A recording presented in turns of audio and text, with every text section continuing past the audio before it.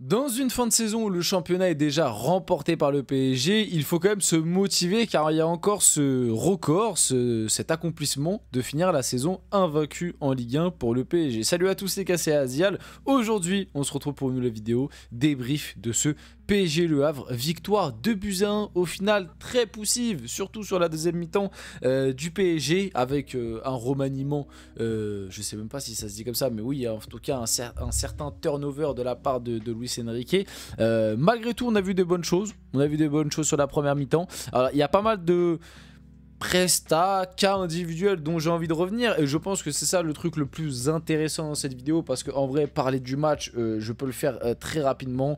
Le PSG a mené 2-0, le PSG a ensuite géré le match, de son côté le Havre est venu voilà, a essayé de se battre avec ses armes, a globalement proposé un bloc bas, ils ont essayé de ressortir un peu plus sur la deuxième mi-temps quand il y avait 2-0 et que le PSG a commencé un petit peu à lever le pied. Voilà, il y a eu des changements où il a donné du temps de jeu à ceux qui étaient titulaires face à Aston Villa. Je pense à Nuno Mendes, je pense à Vitinha, je pense à João Neves, Kvaratskhelia qui sont rentrés en jeu, mais qui sont rentrés en jeu, on va dire, avec un rythme assez léger. Voilà, ils sont rentrés au petit trot. Donc, sur la prestation collective, il n'y a pas grand chose à dire, à part que le PSG, mine de rien, l'a encore emporté. Hein, c'est encore une victoire, c'est une victoire 2-1 face au Havre, qui certes est dans le bas du classement, mais ça reste une victoire. Tu continues ta série.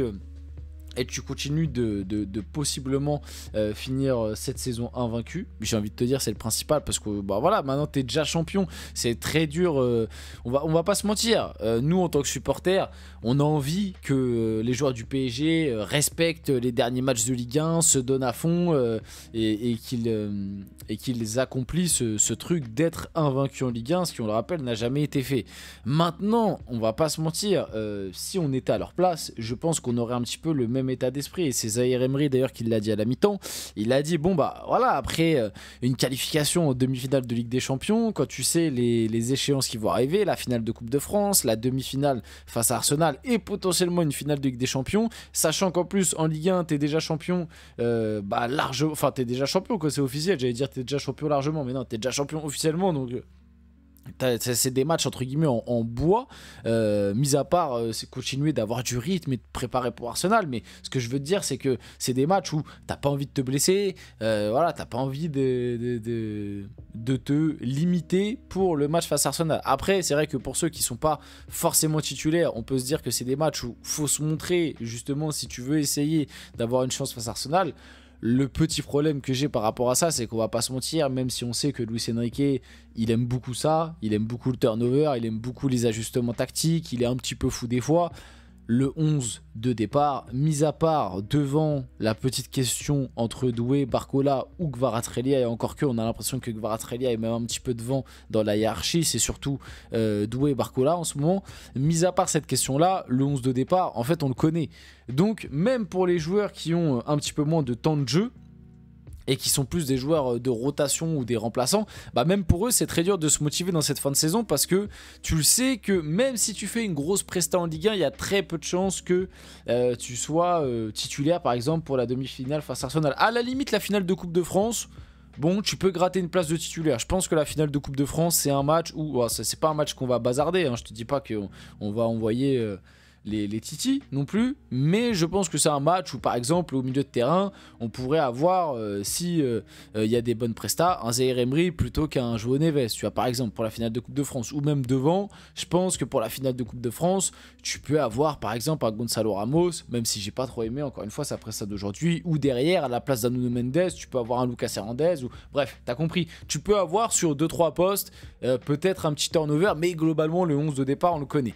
Donc maintenant que j'ai dit tout ça sur la rencontre, sur ce qui s'est passé, sur ce que je pense un petit peu de l'état d'esprit, ça reste quand même important. Tu gagnes 2-1, les derniers matchs vont être cruciaux. Moi en vrai j'ai vraiment envie que le PSG finisse cette saison invaincue, surtout si on va pas s'enflammer. On l'a vu, le match retour face à Aston Villa était très compliqué, donc on va pas s'enflammer, mais si imaginons t'arrives à aller au Graal et aller chercher cette Ligue des Champions, si tu arrives à faire Ligue des Champions plus saison en Ligue 1 invaincue, on sera sur une saison légendaire, mais all-time de... Alors, je sais que je vais dire ça et que certains vont attraper ma veste et vont dire « Mais t'es fou, etc. » Moi, je suis désolé. Quand un club finit... Alors, vous allez me dire « Oui, mais c'est que la Ligue 1. » On s'en fout. Personne ne l'a fait dans l'histoire de la Ligue 1. Ça, le PSG et le QSI, ils sont là depuis 14 ans. Ils l'ont pas fait une fois, donc ça veut dire que c'est pas quelque chose de facile, c'est pas quelque chose de simple. Faut arrêter de réinventer l'histoire. Personne ne l'a fait dans l'histoire de la Ligue 1, et je sais même pas si ça a déjà été fait, même dans l'histoire tout court, qu'un club finisse la saison invaincu dans son championnat, et en plus de ça, ils prennent tous les titres possibles. Je sais pas si ça a déjà été fait, mais pour moi, si le PSG le fait, c'est une saison all-time. Déjà, pour le PSG, ce sera la meilleure saison de l'histoire du club, ou l'une des, peut-être pour les anciens qui vont vouloir attraper ma veste, mais pour moi, ce sera la meilleure de loin. Parce que c'est indétrônable. Et puis même all-time, tout club confondu, je pense que ce sera l'une des meilleures saisons de l'histoire. Bon, maintenant je me suis un peu enflammé, hein, bien évidemment, on n'en est pas là du tout. On l'a bien vu sur le retour face à Aston Villa, on va clairement pas s'enflammer parce que face à Arsenal, ça va être très compliqué. Je pense que la meilleure chose à faire, c'est de faire un petit tour sur FotMob. Parce que sur le match, comme je vous l'ai dit, j'ai pas grand chose de plus à dire sur la prestation collective. Surtout que FotMob, tu vois, on peut voir encore un peu quelques stats. Donc on le voit, hein, le PSG a clairement dominé. Sur la première mi-temps, déjà, t'en sortir avec seulement 1-0, c'est un peu scandaleux. On a énormément raté, énormément bicrave devant le but. Pour moi, à la mi-temps, tu dois déjà mener 3-0. Mais bon, au final, tu gagnes, donc... Voilà, c'est juste pour la confiance de certains et tout. Genre Barcola, à un moment, il a une énorme occasion, il peut mieux faire. Gonzalo Ramos, en première mi-temps, il a une grosse occasion aussi, il peut mieux faire. Même Désiré Doué, qui est buteur, mais il en a mangé deux, si je me trompe pas, Désiré Doué. Il y en a une à un moment où il frappe du gauche, après il revient, il décale Gonzalo Ramos. Et il y en a une à un moment où Gonzalo Ramos laisse passer la balle, il se l'emmène bien face à face et... C'est pas qu'il finit mal, mais pour moi, il la place pas hyper bien et du coup, le gardien l'arrête. Donc, franchement, à la mi-temps, tu peux déjà mener mais 3-0 sans forcer facile. La première mi-temps du PSG est très bonne. Comme je dis, la deuxième mi-temps, tu mets le but à la 50e. Le but du 2-0 qui part encore de Doué. Mayoulou aussi qui a été... Mayoulou, on va en parler juste après, vous inquiétez pas, on va parler des prestats individuels, que le positif comme le négatif. Mais Mayoulou, grosse presta, franchement. Et ouais, Désiré Doué et Mayoulou qui font un travail magnifique. Et puis Gonzalo Ramos qui finit. Mais comme je vous l'ai dit un peu plus tôt, j'ai pas trop aimé le match de Gonzalo Ramos. Donc on le voit, un 3 de XG à 0,44, 70% de possession à 30. En vrai, tu les as tués. Le 2-1 est très gentil pour eux. Alors au niveau de la compo, on avait du coup Safonov au cage, parce que c'est pas du tout ce qu'on avait là. On avait défense centrale Hernandez-Beraldo, où d'ailleurs j'ai bien aimé les deux. Moi j'ai bien aimé le match d'Hernandez et Beraldo. Même la fin de match où Hernandez est passé à gauche. Je trouve que Hernandez petit à petit commence à revenir un peu mieux qu'il y a quelques temps. Donc c'est plutôt intéressant, même si on va pas se mentir qu'à l'heure actuelle il n'a pas du tout le niveau titulaire, mais...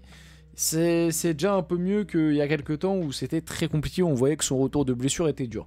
Là c'est un peu mieux. On avait du coup à droite Hakimi qui a fait le taf. Bon après il a envoyé quand même de la course, hein. Même si on a senti qu'il a essayé de lever le pied sur certains trucs, il a quand même envoyé de la course. On avait du coup à gauche Zahir Emery, donc c'était une défense à 4 avec Zahir Emery qui était latéral gauche, Hakimi latéral droit. Au milieu de terrain on avait Lee Kang-in en 6. On avait Mayoulou Doué en 8, un peu libre comme on connaît. Et devant, on avait Barcola, Gonzalo Ramos et Ibrahim Mbaye. Ibrahim Mbaye d'ailleurs qui... Bon, tout n'est pas parfait, mais il y a quand même un truc qui peut être intéressant. Alors c'est sûr que par rapport à Mayoulou, parce que Mayoulou, les gars, au bout d'un moment, il faut en parler. Il a 18 ans, il a un talent de fou. En vrai, Mayoulou, il a un talent de fou. Et moi, je le dis, hein, l'année prochaine... il faudra lui faire une place plus importante dans la rotation. Donc peut-être vendre un Kangini, peut-être vendre, je sais pas, mais franchement, ce serait dommage de le laisser aussi loin dans la hiérarchie et lui donner finalement si peu de minutes, alors que moi je trouve qu'il y a juste un match de Coupe de France où je trouve qu'il avait un peu la main dans le slip, c'était face à Espali si je me rappelle bien.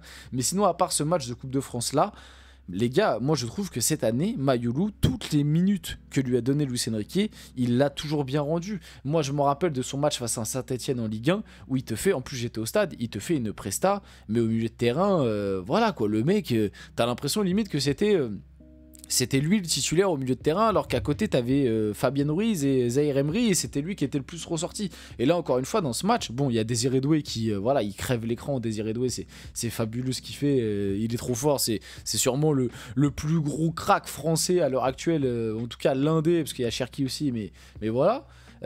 Qui en ce moment rayonne très bien. Mais Désiré Doué, moi ce qui me montre, ça me procure des émotions. Mais Mayoulou, le niveau de Mayoulou, c'est juste magnifique quoi. Et puis donc les tops, moi je mets Doué, je mets Mayoulou, et en dernier je mets Beraldo. Vas-y, je mets Beraldo, j'ai envie de mettre Beraldo. Par contre en flop, moi je mets Gonzalo Ramos, parce que malgré son but, encore une fois un volume d'occasion vendangée qui est trop important pour un numéro 9. Même si dans le jeu, il a été intéressant aujourd'hui par rapport à d'autres matchs. Et encore une fois, moi je mets Zaïre Emery. Moi je mets Zaïre Emery, encore une fois, le match décevant, beaucoup de pertes de balles. Alors oui, c'est pas son poste, mais il y a des moments où il y a des pertes de balles qui, je trouve, sont évitables. On finit la vidéo là-dessus. J'espère que ce débrief vous a plu. Si c'est le cas, n'hésitez pas à liker, commenter, partager, vous abonner. Les gars, c'était Azial. Et on se retrouve très rapidement pour une prochaine vidéo.